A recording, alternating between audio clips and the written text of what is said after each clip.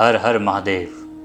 પવિત્ર શ્રાવણ માસમાં પ્રસ્તુત છે ભગવાન શિવ મહિમાની સાથે દ્વાદશ જ્યોતિર્લિંગનું પૌરાણિક મહાત્મ્ય અને તેની ઐતિહાસિક ગાથાઓ.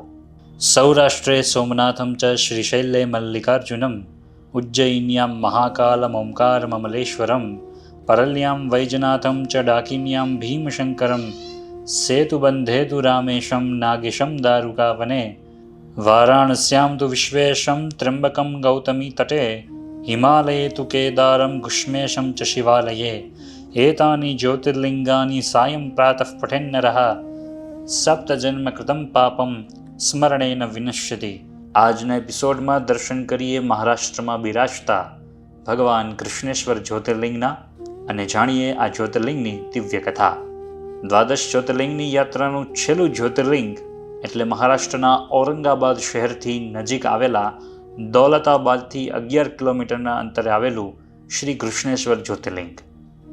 પૌરાણિક સ્થાપત્ય કળા ધરાવતા આ મંદિરનું પરિસર અત્યંત વિશાળ છે. લીલીછમ હરિયાળી વચ્ચે વેરુલ નામના ગામમાં આવેલા શ્રી કૃષ્ણેશ્વર જ્યોતિર્લિંગમાં 12 માસ શ્રદ્ધાળુઓનો ધસારો જોવા મળે છે. શ્રી કૃષ્ણેશ્વર જ્યોતિર્લિંગના દર્શન કર્યા બાદ દ્વાદશ જ્યોતિર્લિંગની યાત્રા પૂર્ણ થઈ કહેવાય છે અને ત્યારબાદ શ્રદ્ધાળુઓ નેપાળના કાઠમંડુમાં આવેલા પશુપતિનાથના દર્શને જાય છે. શ્રી કૃષ્ણેશ્વર જ્યોતિર્લિંગની કથા. શ્રી કૃષ્ણેશ્વર જ્યોતિર્લિંગ વિશે મુખ્યત્વે 2 કથાઓ પ્રચલિત છે, જેમાંની પ્રથમ કથા આ પ્રમાણે છે. કાશીખંડ નામના ધાર્મિક ગ્રંથના ઉલ્લેખ પ્રમાણે શ્રી કૃષ્ણેશ્વર જ્યોતિર્લિંગનું પુરાણ કાળમાં કુમકુમેશ્વર નામ હતું. શિવજી અને માતા ગિરજા ભવાની જ્યારે કામ્યક નામના વનમાં નિવાસ કરતા હતા ત્યારે કૃષ્ણેશ્વર મંદિરની બાજુમાં આવેલા શિવાલય તીર્થમાં પૂર્વ કિનારા પર ઊભેલા માતા ગિરજા ભવાની પોતાના હાથમાં કંકુ લઈ કપાળ પર લેપ કરવાની તૈયારી કરી રહ્યા હતા. મા ભવાનીએ તીર્થકુંડમાંથી પાણી લઈને પોતાના ડાબા હાથમાં રાખેલા કંકુ પર પોતાની જમણા હાથની અનામિકા આંગળીથી ભેળવ્યું. તે વખતે મંત્રોચ્ચારને કારણે હથેળીમાં એક જ્યોતિ પ્રગટ થઈ. આ જ્યોતિને માતા ગિરજા ભવાનીએ પોતાના સામર્થ્યથી જે પ્રસ્તરલિંગમાં સ્થાપિત કરી તે જ જ્યોતિર્લિંગ એટલે શ્રી કૃષ્ણેશ્વર જ્યોતિર્લિંગ. આ જ્યોતિર્લિંગ અંદરથી કુમકુમ જેવા રંગનું હોવાથી તેને કુમકુમેશ્વર પણ કહેવાય છે. સમય જતાં જ્યોતિર્લિંગનું નામ ઘૃષ્ણેશ્વર થયું. ઘૃષ ધાતુનો અર્થ થાય છે ઘસવું. આ રીતે ઘર્ષણમાંથી જે પ્રગટ થયું એ જ ઘૃષ્ણેશ્વર તેવો ઉલ્લેખ કાશીખંડ ગ્રંથમાં આવે છે.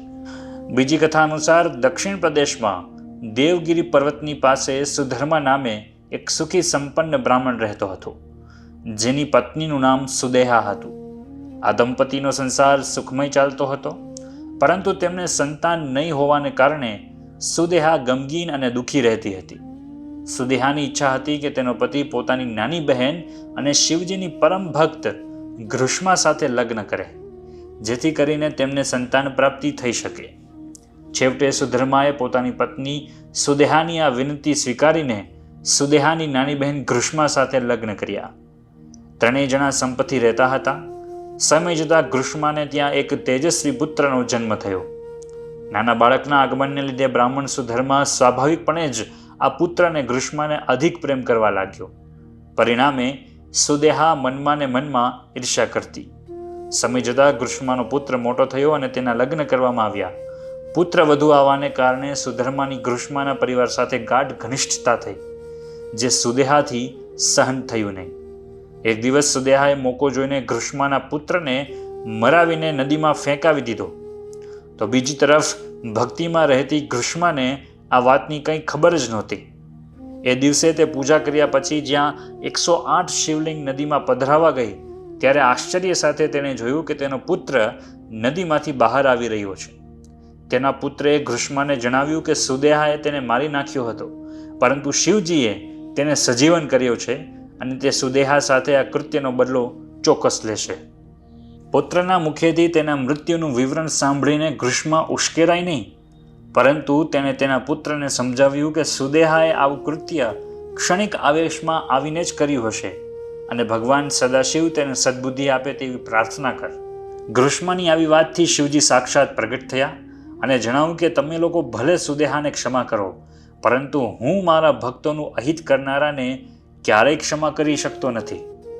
શિવજીના પ્રત્યક્ષ દર્શનથી આત્મવિભોર બનેલી ઘૃષ્માએ તેમને પ્રણામ કરીને જુદા જુદા સ્તવનોથી પોતાની બહેન સુદેહાને આ ઘોર અપરાધમાંથી મુક્ત કરી તેના હૃદયને નિર્મળ અને શુદ્ધ બનાવી દેવા પ્રાર્થના કરી.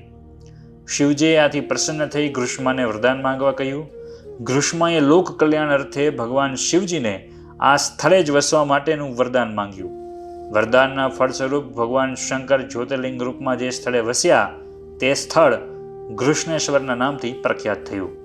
તો આ હતી ભગવાન ઘૃષ્ણેશ્વરની દિવ્ય કથા.